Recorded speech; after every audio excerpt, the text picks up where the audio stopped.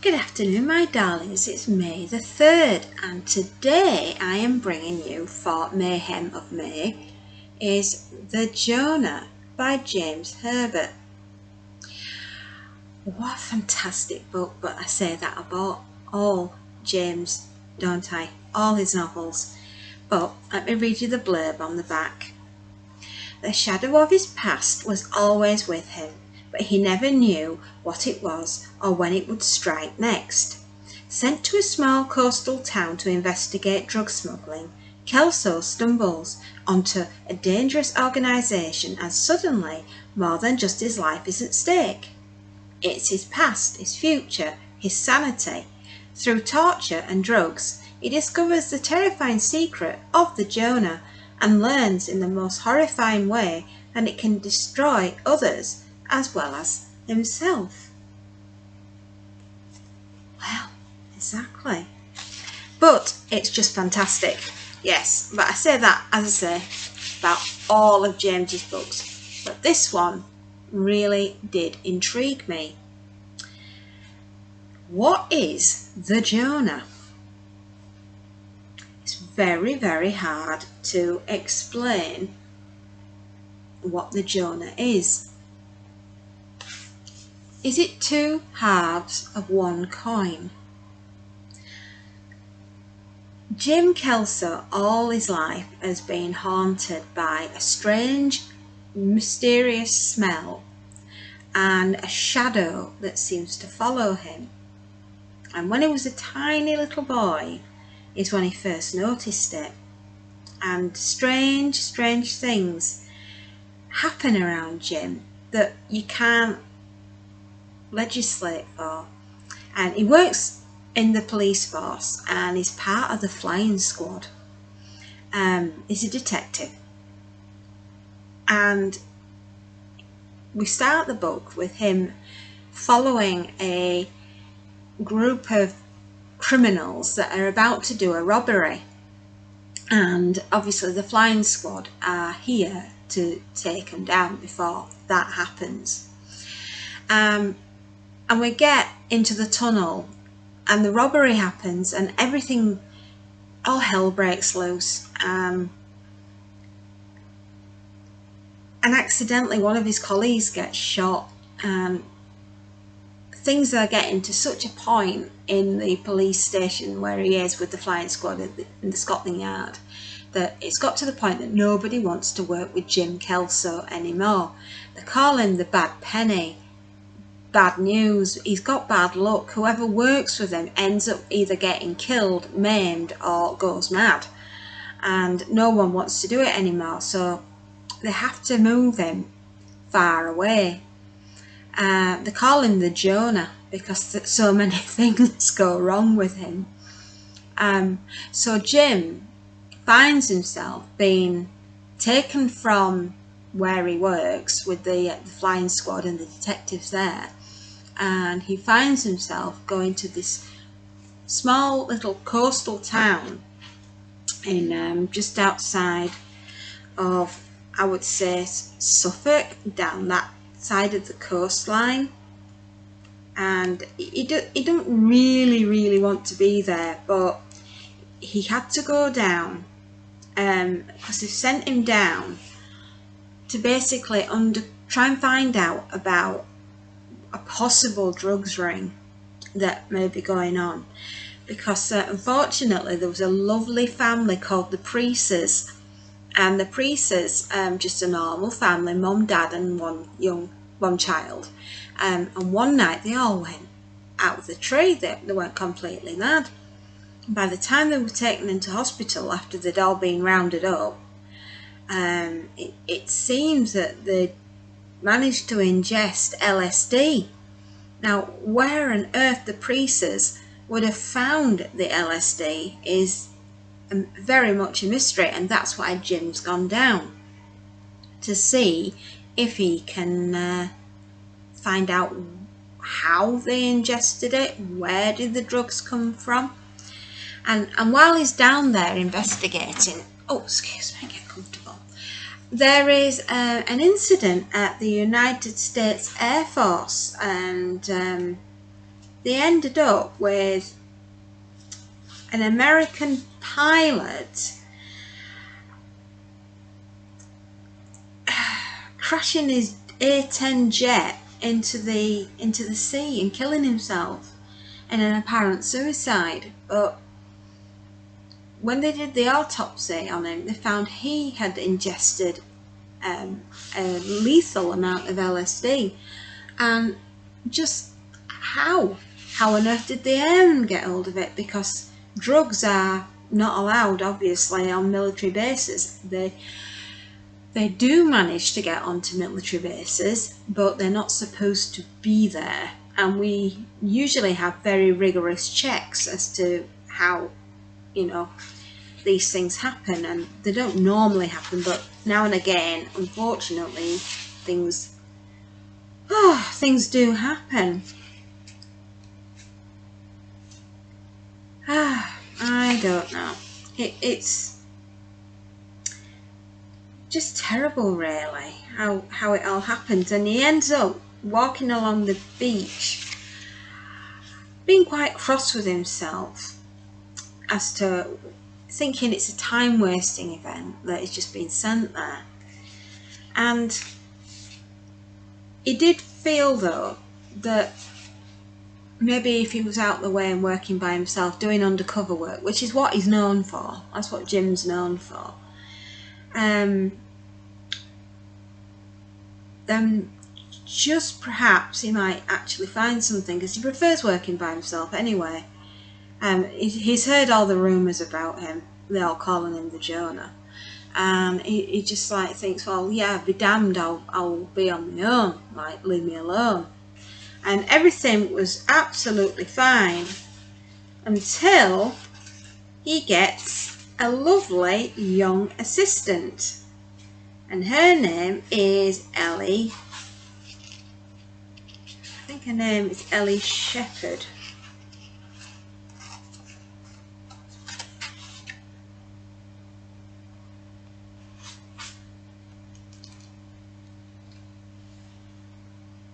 Yeah, the pilot, by the way, came from the NATO base at Bentwaters, and it went down in the North Sea, and that's how they found out he'd taken the LSD as well.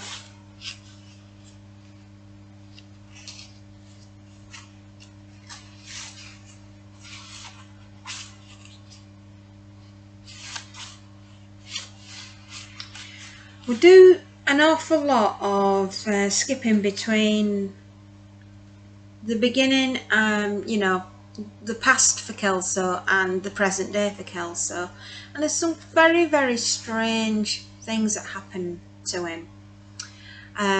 Ellie is the woman that turns up from the police force.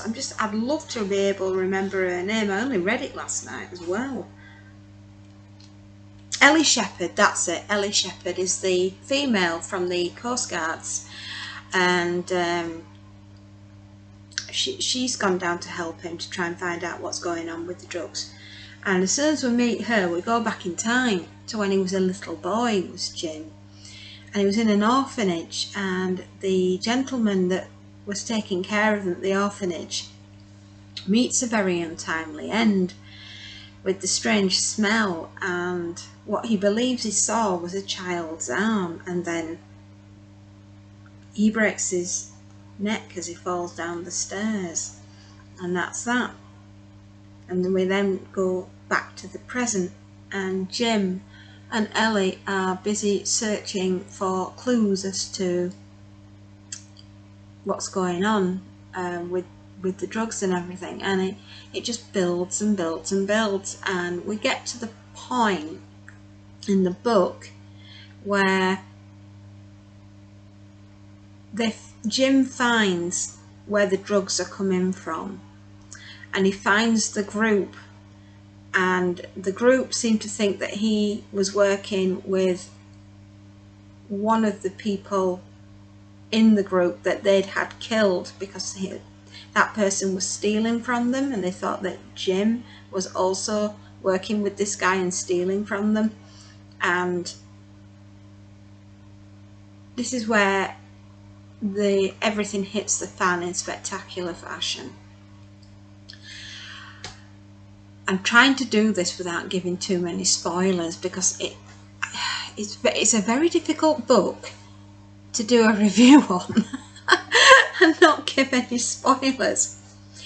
Needless to say, the bad guys get hold of Jim and they think he's also a bad guy. They actually don't realise that he's part of the drugs squad that's gone down to try and find out where this LSD is coming from. And unwittingly, they tell Jim their entire plot, thinking that he's a bad guy, but they were going to try and bribe him to come to work for them and do some of the drugs distribution in London.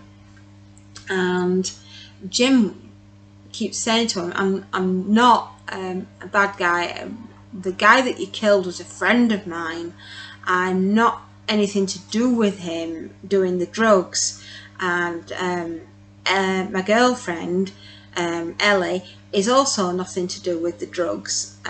You know, she's just my girlfriend, and I'm an ornithologist, because, you know, that's what he'd gone down as his sort of his undercover cover was. He was an ornithologist studying the wildlife and the birds and the migratory patterns of the birds, and he was doing a publication, and that's why he'd gone to work there. And obviously they don't believe him. And the guy who was the leader of this drugs ring said, I know that you're not an ornithologist because I gave you 2 basic bird types and their migratory patterns, and you agreed to them, and I knew that was a load of bull, because, you know, I actually have a bird sanctuary. And obviously the guy that is doing the drugs ring is very high up. I would say he is a sir, and has quite a few estates in his name. Why is it that the gentry are the ones that are the criminals? I have no idea. But he turned around and says to Jim Kelso that you being an ornithologist is a load of bull, and I know you're a drug dealer, and if you're not going to join me, then I'll make you join me. And he injects Jim with a massive dose of LSD, takes him to a stronghold and throws him down the hole. And poor Jim's tripping out like you wouldn't believe underneath in this hole. And that's when all the bad things start to happen. And that's when he finds out what the Jonah is. And these bad guys find his girlfriend going back to where they were staying, which was in a caravan. And I'm desperately trying not to ruin the plot here for you, but they get hold of her and take her to the stronghold where Jim Kelso is, and Jim is sort of like coming down from the massive LSD injection that he'd had, you know, the drugs injection, and he's completely and utterly freaked out because he's met the Jonah. He's met whatever it is that's bothering him throughout his life. He's met it, and he met it when he was down in the pit, tripping off his head with the drugs, and the Jonah is not best pleased with the way that Jim's been treated, and the Jonah will stop at nothing to punish those that have hurt Jim, because the Jonah wants Jim for itself. It can't share Jim with anyone. Right? I'm not going to say what the Jonah is, because that will ruin the story. But what I can tell you is that the Jonah won't share Jim with anyone.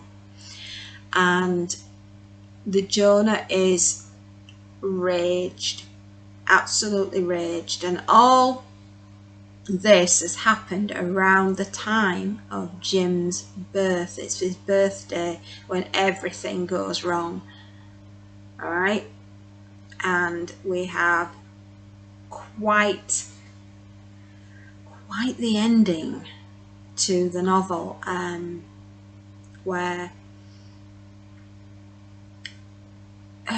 we end up with the Force 10 from Navarone, and it's the worst storm I've ever read about in the history of books, or even seen on movies. Yeah, the tempest that runs through is quite the storm, and that's brought about by the Jonah. So yeah, it's quite a scary book, scary ending. Had Jim, I suppose, not being injected with the drugs, I don't think it would have been quite as intense, the ending, as it was, but it all knits together, and that's how it's supposed to be. So yeah, Jim finds the bad guys. They unwittingly tell him everything about their organisation, don't realise he's the police, lock him in a stronghold, inject him with LSD. He has a really bad trip, meets the Jonah, everything hits the fan, and everything spectacularly explodes, and everyone gets caught in the maelstrom of the storm of what's happening. And Ellie, bless her, she gets caught up in it as well, and she gets to find out what the Jonah is, and she's not very pleased about it. And when we get right to the ending, it's a very ambiguous ending. I think it needed just a little bit more right at the end, but that's just me. You might actually find that it was just enough, and anyone that's read the Jonah will know about that really weird bit right in the last sort of like 4 lines at the end of the book. It's just odd. It's a very odd way to end a book, and